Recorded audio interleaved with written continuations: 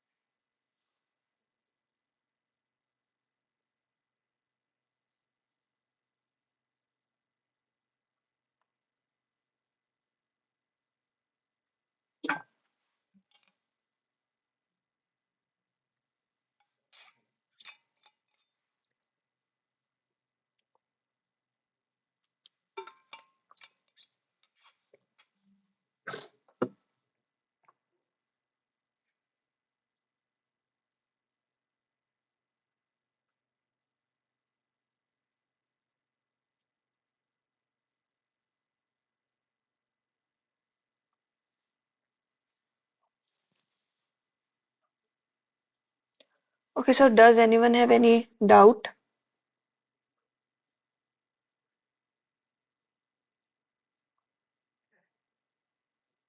of the questions that were discussed last week?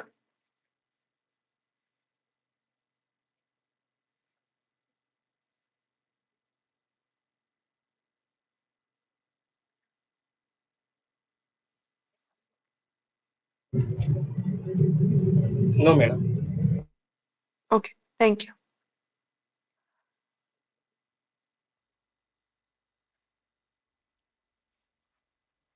Okay, then I'll start now. So, welcome everyone in today's live session of week 2 for the course Nonlinear Vibrations, NOC24 ME54, which is a NPTEL online course. And this course is being taken by Professor S.K. Dwivedi of IIT Guwahati. And I'm Rashi Aditi Ranjan. I'm a PMRF scholar at the Department of Mechanical Engineering, IIT Patna. So, coming on to the topics that were covered in the lectures of this week. So, firstly, it was covered that how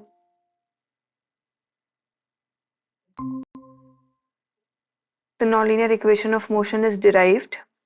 So, there were two ways actually. One is wherein we consider the lumped parameter model, which means that the masses are concentrated at a point.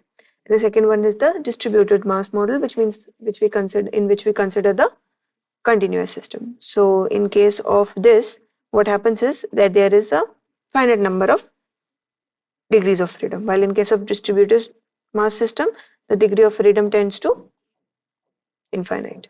Okay. Further, it was also discussed that the equation of motion may be derived by the following ways. First is the Newton's second law and the D'Alembert's principle.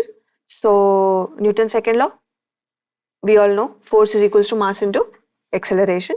And the D'Alembert's principle is obtained by the Newton's second law, wherein we consider mass into acceleration as the inertial force, so that we can make the dynamic system into that of the static one.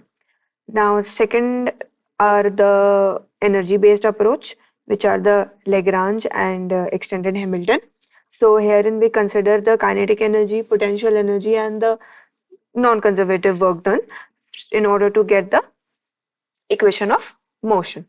Okay, so I'll be covering some questions wherein I'll be using some of these methods to get the equation of motion, which will make you understand that how these methods can be used.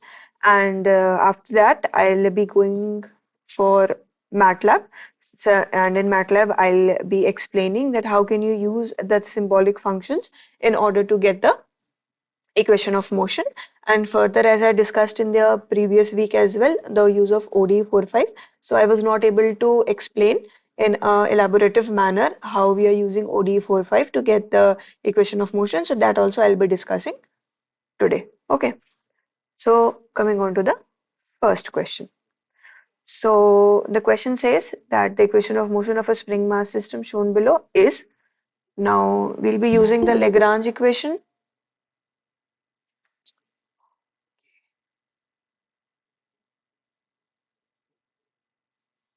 as well as the Hamilton's principle. So I hope that you people are familiar with these because it was discussed in an elaborative manner by Professor Dwivedi in the lectures.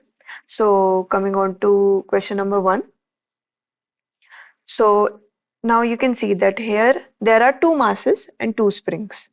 Okay, first mass is m1 and the second mass is m2. They are connected. Now the mass m1 is connected to the fixed support by the spring k1 spring, which has a stiffness k1, and mass m1 and m2 are connected through a spring which has a stiffness k2. Okay, so this is a 2 degree of freedom system. Okay, here the mass m1 is having a displacement of x1 and mass m2 is having a displacement of x2.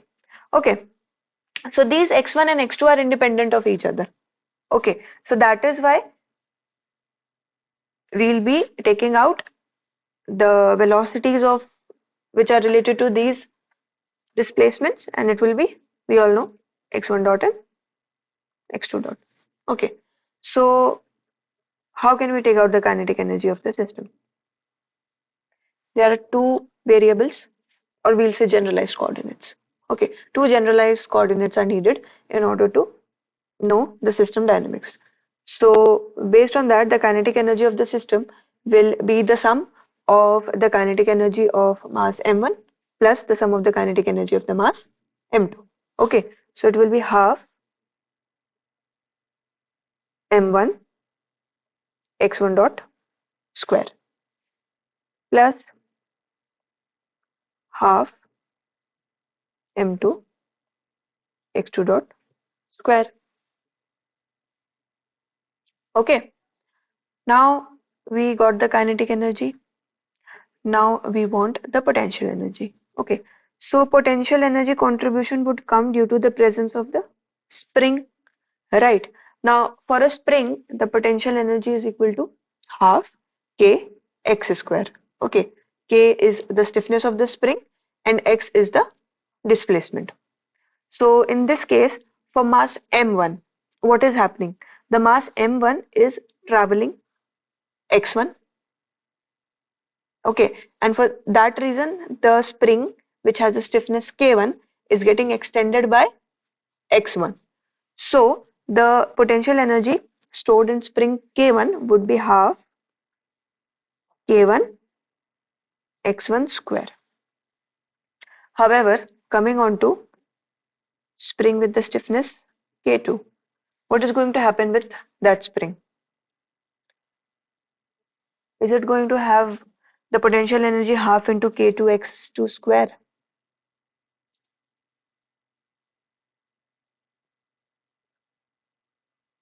Anyone? Or will it be something different?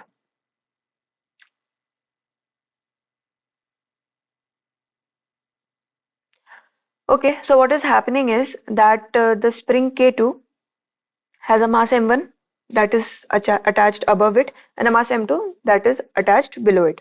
So what is happening is that the mass m1 is traveling x1 in the downward direction and the mass m2 is traveling x2 downward. Okay, so what is going to happen? The displacement or the extension of that spring would be x1 minus x2 whole square. So this will be the potential energy corresponding to the spring with stiffness K2. Is there any doubt in this or is it fine? Then I guess it is fine. So we get the kinetic energy, we name it as equation 1. We get the potential energy, we name it as equation 2.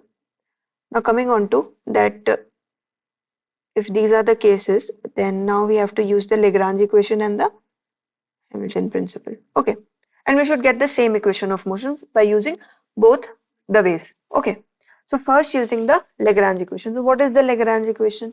The Lagrange equation is del, okay, this will be d by dt of del L by del Qk dot minus del L by del Qk is equals to Q of I. Correct? Here L is the Lagrange, which is defined as kinetic energy minus potential energy, isn't it? Qk dot are the generalized coordinate. Okay, so in our case, what are the generalized coordinates?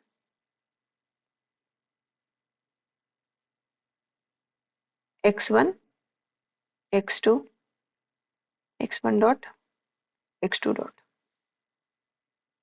Correct? And Qi, which is the generalized force, here it is 0. No forcing is present here. Correct? So Qi would be 0. So we have to solve the equation now. So firstly, coming on to the first equation of motion, which would be obtained by considering x1. Okay, so firstly Lagrange, which is equal to kinetic energy minus potential energy, is given as half m1 x1 dot square plus half m2 x2 dot square minus half k1 x1 square minus half k2 x1 minus x2 square. Okay, now if I use the equation, it would give me d by dt of del L by del x1 dot minus del L by del x1 is equals to 0, isn't it? This implies that d by dt of del L by del x1 dot, what are we going to get? m1 x1 dot. Okay, minus we have del L by del x1 partial derivative, so it would give us, okay, I'll just write this in the extended form so that it would be easier for you to understand. I'm taking just this term. Okay, this would be written as half k1 x1 square minus half k2 x1 square minus half k2 x2 square and plus k2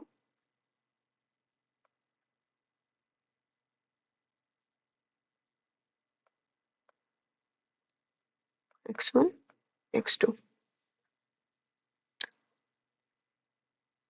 So if I differentiate this with respect to x1, considering x2 as a constant, what am I going to get? Minus of first term, it will get differentiated, k1 x1, second term would be plus k2 x1, and the last would be third, which is,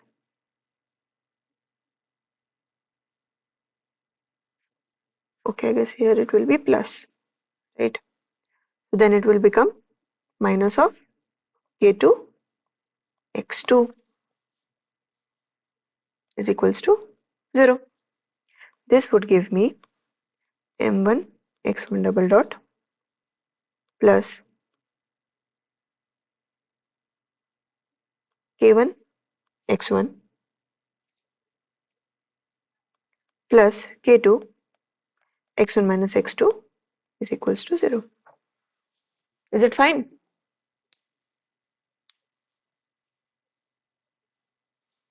So this is my first equation of motion. Just a second. Okay. So this is my first equation of motion. Now coming on to the second equation of motion, which I'll get by considering x2. So what is going to happen? Same way, d by dt of del L by del x2 dot minus del L by del x2 is equals to 0. This would give me d by dt of m1 x2 dot, which would give me m2 x2 double dot.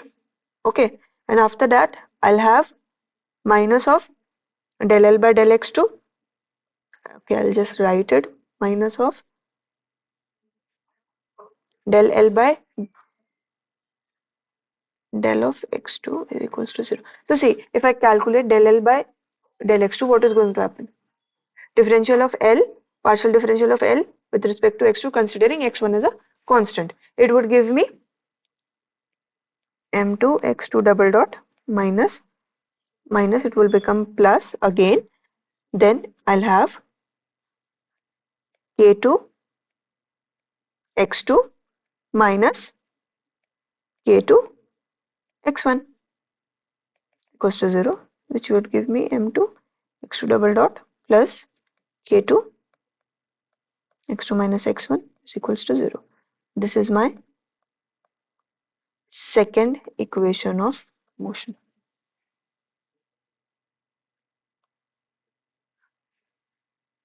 Okay, so I got my equation of motion using the Lagrange equation.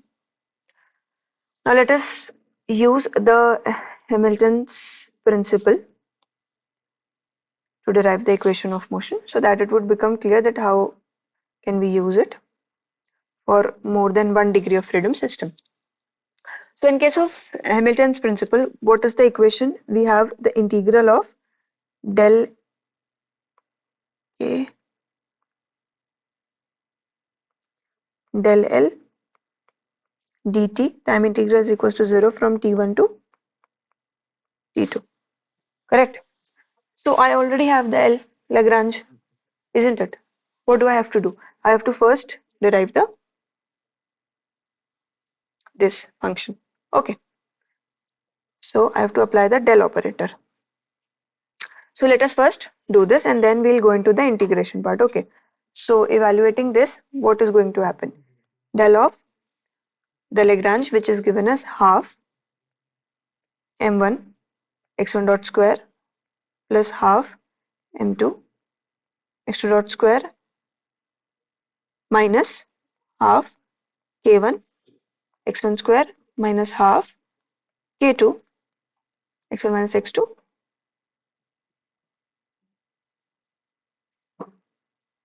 Just write it down, minus half k2 x1 minus x2 square. Okay, this implies I'll write it in the extended form, half m1 x1 dot square plus half m2 x2 dot square minus half k1 x1 square minus half k2 x1 square minus half k2 x2 square and plus k2 x1 x2. Now if the del operator is applied, it would give m1 x1 dot delta x1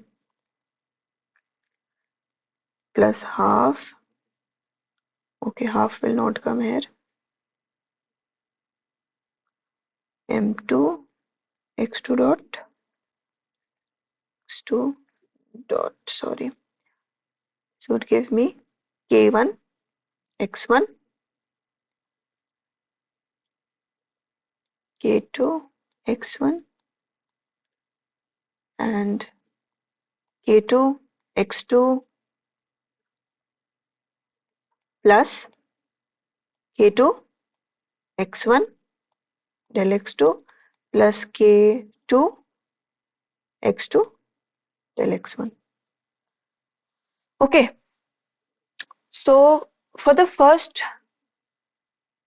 two terms, okay, if I see what is going to happen, this. Okay, so this is what? m1 x1 dot delta of dx by dt, isn't it? I can write it as m1 x1 dot d by dt of del x. Is it fine?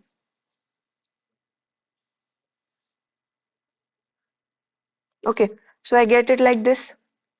Now, if I see that there is an integration over here, right?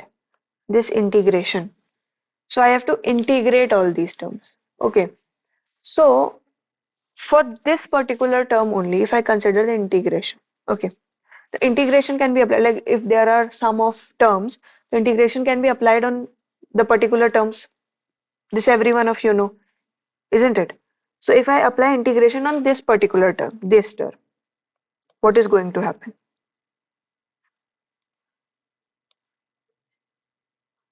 I have integration of m1 x1 dot d by dt of delta x from t1 to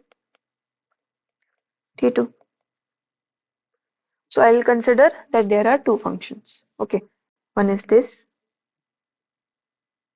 and the other is this. Okay, so if I apply the formula for integration, what is going to happen? If there is a multiplication of two functions, we apply the rule. So according to that rule, what is going to happen? First function will come like this into integration of second function, which would give me del x. Okay, I'm integrating with respect to dt. Integration would give me del x from t1 to t2 minus integration of t1 to t2, differentiation of first function, which would give me m1 x1 double dot into integration of second function, isn't it?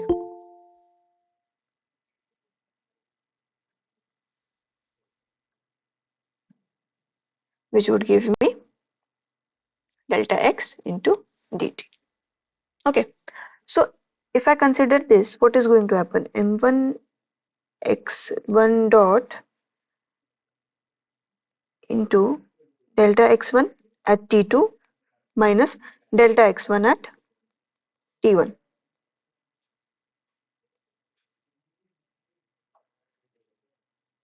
Okay, so what value is it going to give? So according to the Hamilton's principle, this variation of delta x1 at time t1 and the variation of delta x1 at time t2, this is equal to 0. Okay, at the time t1 and then at the time t2, the point is going to be the same. The path can be different, but the end points are going to be the same. So the variation at t2 and t1 are going to be 0. Okay, so overall this term is going to go to 0, isn't it? So what am I left with? Only this term.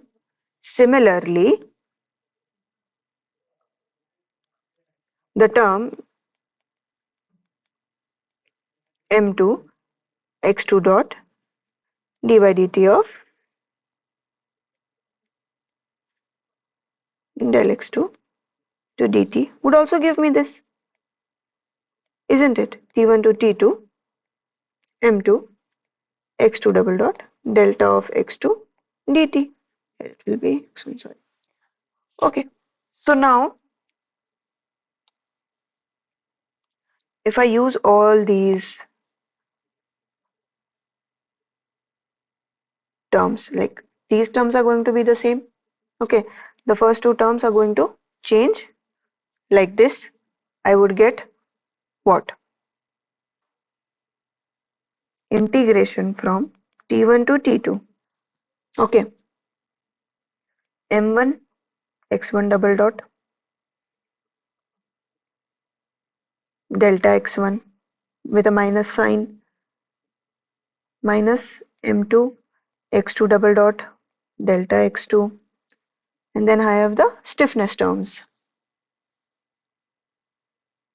minus of k1 x1 delta x1 minus of k2 x1 delta x1 minus of k2 x2 delta x2 plus k2 x1 delta x2 plus k2 x1 x2 into dt, which is equals to 0.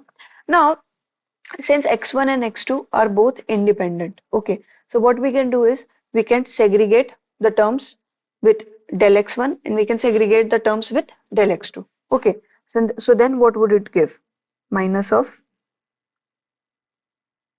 t1 to t2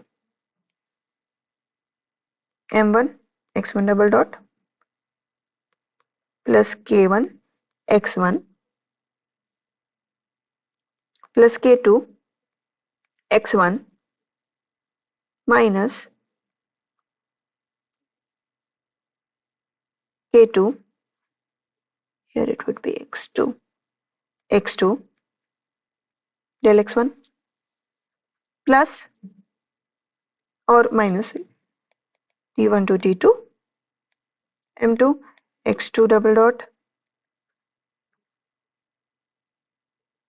plus k2 x2 minus of k2 x1 delta of x2 equals to 0 dt, and here also we are going to have dt integral with respect to time. So now since del x1 and x2 are independent and del x and del x2 cannot be 0, so what is going to be 0? This is going to be 0 and this is going to be 0. So this would give me again the equation of motion as m1 x1 double dot plus k1 x1 plus k2 x1 minus x2 is equals to 0, and m2 x2 double dot plus k2 x2 minus x1 is equals to 0. So these are my two equation of motion, and this and the one that I obtained from the Lagrange method are both the same. Okay, so I hope you people have understood how can we use the Hamilton's principle for 2 degree of freedom system to get the equation of motion. If you have any doubt, you people can ask in between the class. Okay, now coming on to the second question. Now, in the second question, I have considered that there is a forcing function, and apart from that, the spring stiffness are nonlinear. Okay, so in this we have to calculate the equation of motion. Okay, so use Newton's second law. So I'll be using Newton's second law because I have explained the energy methods, Lagrange principle and Hamilton's principle. So we'll see how to solve this equation using Newton's second law. Then it would give you the understanding of all the methods. Okay, and the D'Alembert's principle is nothing but the Newton's second law, provided that in that case we consider mass into acceleration as the inertia forces. Okay, so now, so there are two masses m1 and m2, and again there are two displacements x1 and x2 which are independent of each other. Okay, now considering the first mass, which is m1, so I'll first draw that what are the forces that are acting on m1. Okay, so firstly it is going down by a displacement x1. Okay, so the spring is extending. So what is going to happen? It will try to come to its original state. So it will apply a force of k1 x1. Okay, this I'm giving for a linear spring. Okay, first we'll understand that how this is working for a linear spring, and then we'll use the analogy to get to that of the nonlinear spring. Okay, so K1 X1. Apart from that, what other forces are acting? Inertia force, obviously, which will be M1 X1 double dot.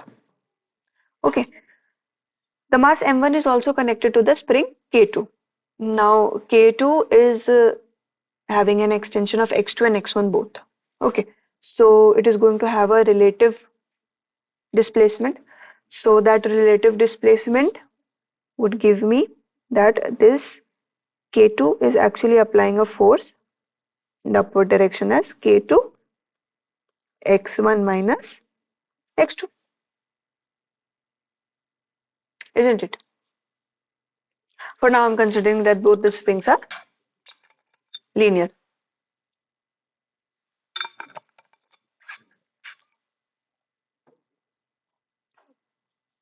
Similarly, for the mass M2, it is going down by a displacement X2. Okay, it is experiencing a force F sine of omega t. And apart from that, this spring K2 is also going to apply a force on it like this, which would be equal to K2 X2 minus X1, and inertia force M2 X2 double dot. Okay, now analogous to this, if the spring is nonlinear and its equation is given in the question. Okay, so over here. So what is going to happen? M1 will experience inertia force, which will be M1 X1 double dot. Apart from that, instead of K1 X1, the force would now be, okay, this K1 that I'm using here, this is not this K1, okay, or I'll just use some different variable over here so that it will be better. Let us assume KA, KB, KB. Okay, it is going to experience a force K11 X plus K12 X cube X1 X1. Okay, and for the spring 2, what is going to happen is that it will apply the force depending upon the relative displacement.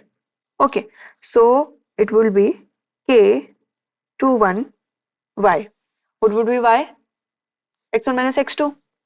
K21 X1 minus X2 minus K22 X1 minus X2 cube. Okay, okay, if you people remember that if there is a plus, it is a hard spring, and if it is minus, then it's a soft spring. Okay, so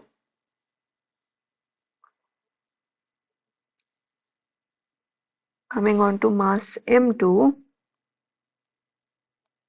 which is experiencing a forcing of F sine omega t, is going to have inertia of M2 X2 double dot, and apart from that, it is going to experience a spring force which would be equal to K21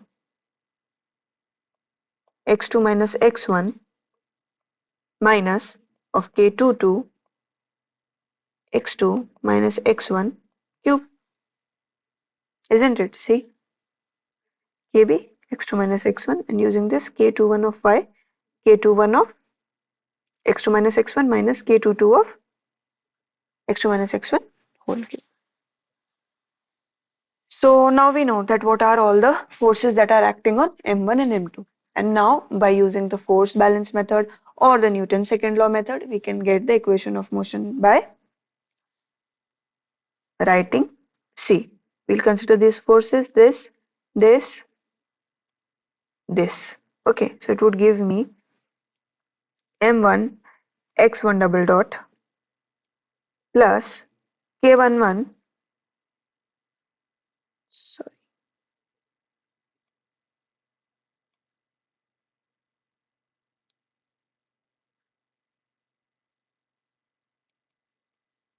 x1 plus k12 x1 cube plus k21 x1 minus x2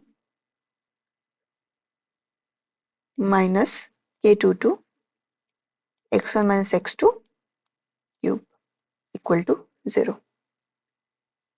Is it fine?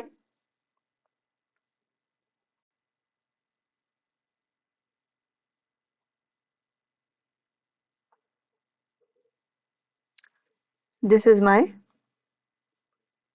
first equation of motion. And the second of equation of motion I'll get from this diagram, which will be m2 x2 double dot plus k21 x2 minus x1 minus k22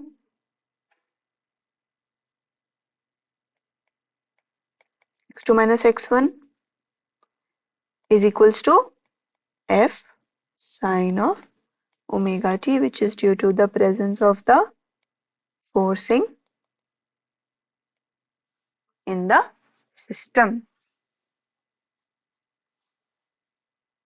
Is there any doubt?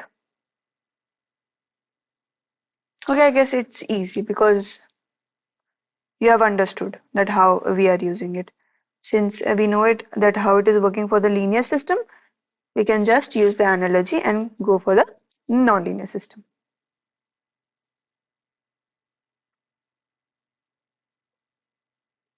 Okay? Does anyone have any doubt?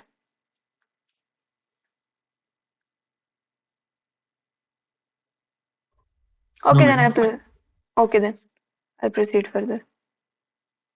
So coming on to question number 3. So now I'll be explaining to you that how you can use MATLAB for computations and for symbolic functions.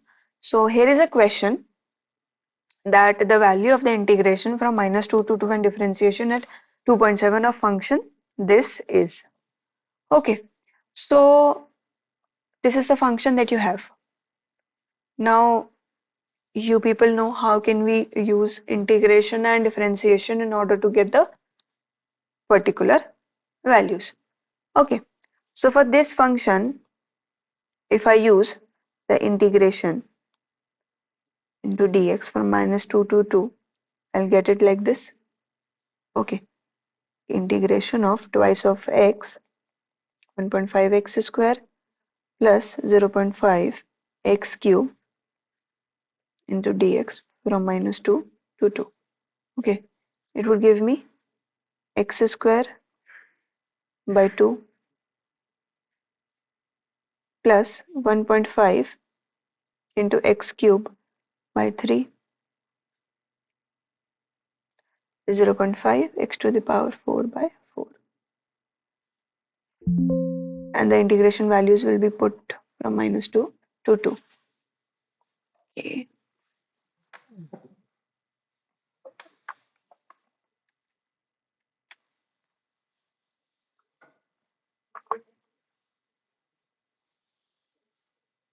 Okay, so then we can put these values and get the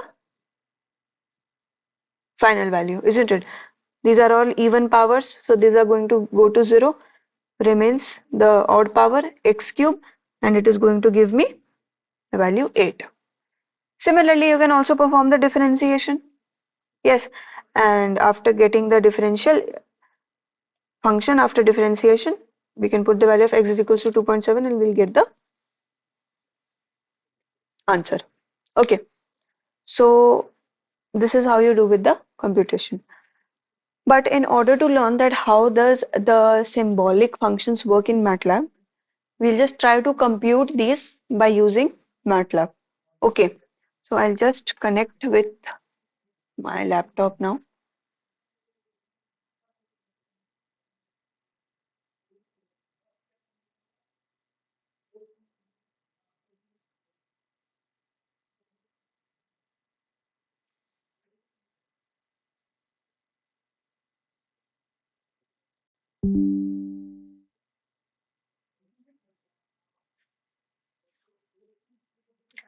I hope that my screen is visible.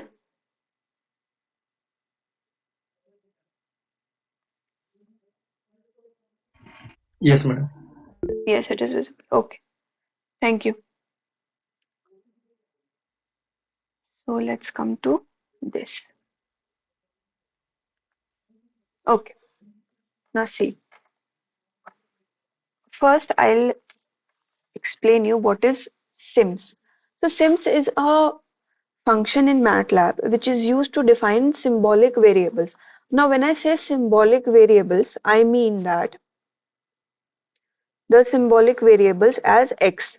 See, in MATLAB, what do? We define x as a array or a matrix. Okay, I can define it as an array or a matrix. How can I define it? I hope every one of you know. Otherwise, I'll just tell you. Okay. So for example, I have a variable x. Okay. So I can define it as a single value. X is equals to 2. It is going to take the value 2 and it is going to show here in the workspace. Okay. So this is the command window. In the command window, you will give the command. The MATLAB is going to do the calculation and it will give you the answer. Okay. In the workspace, the variables that I make, it is going to get stored and it can be seen from here. Okay. And this is